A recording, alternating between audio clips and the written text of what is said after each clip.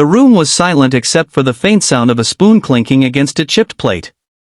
The little girl, no older than 7, sat at the wooden table, her eyes swollen from tears. She pushed the bowl of watery soup away from herself, whispering in a trembling voice, "I can't eat this anymore." Her words weren't meant for anyone, maybe not even for herself, just a tiny cry from a heart too young to carry so much suffering. Her mother, exhausted and pale, looked on with helplessness. She worked 2 jobs, barely keeping the lights on, and food had become a luxury. Every day it was the same soup, thin, tasteless, made of scraps she managed to gather. Her daughter deserved more, but life hadn't given them a choice. The little girl's frail hands trembled as she tried to hold the spoon again, but she couldn't. Hunger was one thing, but the monotony of the same food, the shame of being poor, and the deep longing for something different broke her tiny spirit. That's when the door creaked open. A tall man in an expensive suit stepped inside, his polished shoes echoing against the cracked floor tiles. He looked completely out of place in this broken home. The girl froze, her mother gasped, and silence filled the air. The man's eyes softened as they fell on the child. He was a millionaire, though no one in this poor neighborhood knew why he had come. He had built empires, owned companies, and traveled the world, but at this moment, he wasn't looking at his success. He was looking at hunger, real, painful hunger, in the eyes of a child who had already endured too much. He stepped closer, his voice calm yet powerful. "You don't have to eat this anymore," he said.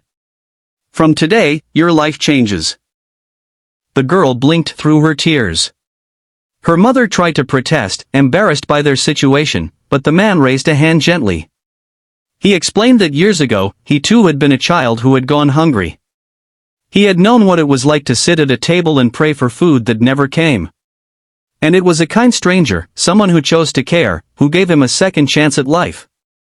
That moment had shaped his future, and now, standing here, he realized it was his turn to be that stranger for someone else. The days that followed felt like a miracle. The little girl and her mother were moved into a safe, warm home. For the first time in years, the child ate until her heart was content, fruits, bread, warm meals that smelled of hope and love. But the story wasn't just about food. The millionaire enrolled the girl in school, gave her mother work in one of his companies, and promised them a life of dignity. Yet challenges didn't vanish overnight.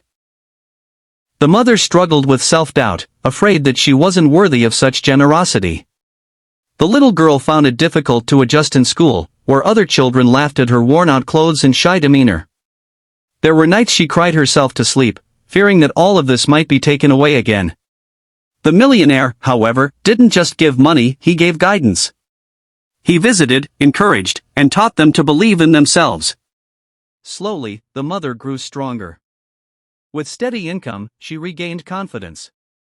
The little girl, inspired by the kindness she had received, began to excel in her studies.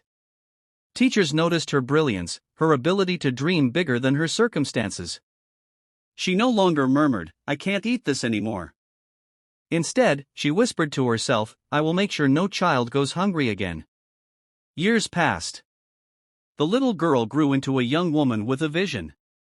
She pursued education, built community programs, and dedicated her life to feeding hungry children. The millionaire, now older, watched with pride as the seed he had planted blossomed into a tree of compassion.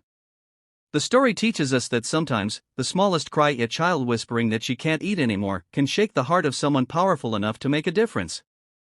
And sometimes, one act of kindness doesn't just change a day, it changes an entire destiny. So, dear viewers, what would you have done if you walked in at that moment? Would you ignore the tears, or would you extend a hand of kindness? Comment below your thoughts, because your perspective matters, and your words may inspire someone else to take action. And if this story touched your heart, don't forget to like this video, share it with someone who needs hope today, and subscribe to my channel, Be Kind Always, for more stories that remind us of the power of compassion. Together, we can create a world where no child has to whisper, "I can't eat this anymore."